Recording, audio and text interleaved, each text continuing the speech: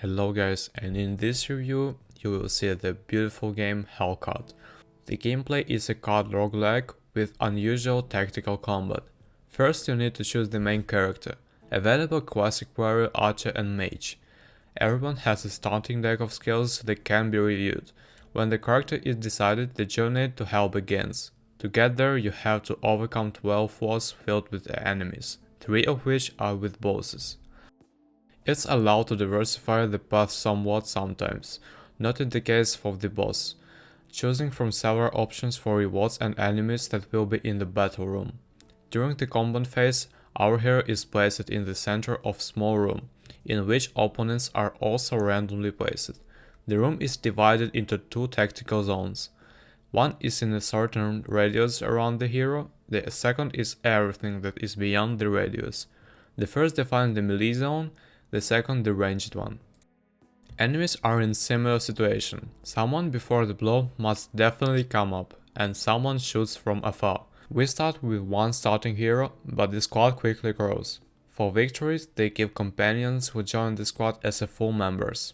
New units increase the power of the squad, but also bring a lot of trouble. Each new battle, the number of enemies is calculated based on the size of the squad. Roughly speaking, if you have 2 companions, then there will be 3 times as many opponents. Each hero will receive a conditional sector of responsibility. I wrote conditional because in practice it turns out that everyone hits in any direction, to the delight of casuals including me. The character receives damage from the mobs of his sector. Battles take place step by step. Each turn random cards from his personal deck fall into the hand of each of our units. Play them in random order. Characters have an energy limit within which they can act, and playing cards cost a certain amount of energy. Artifacts have a strong enough impact on the gameplay.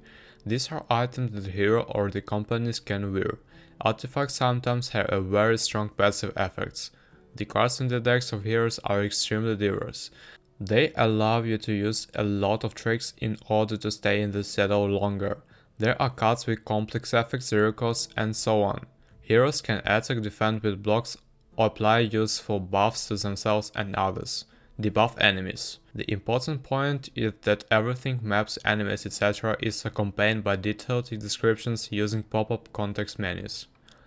The further we go, the more difficult the battles become. More and more powerful opponents attack, the diversify and strength increase rapidly. There are several bosses available. To win, you will have to thoroughly study the capabilities of your heroes, use a combination of their skills.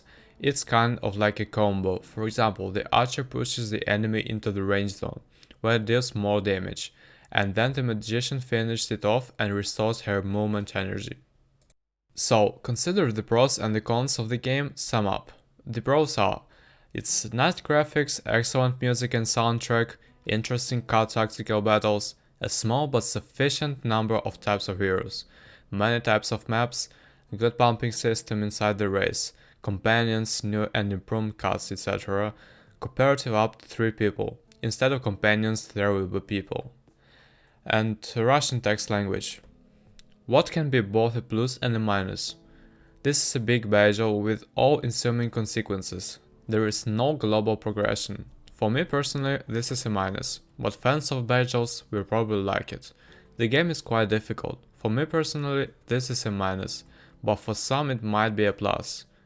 An unusual card roguelike with an interesting combat system. The game is in early access, but already now, in terms of mechanics, it looks quite finished.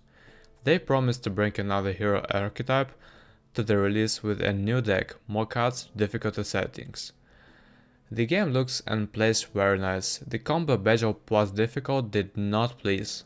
Mistakes are not forgiven here, and there is no global progression that could help overcome difficulties.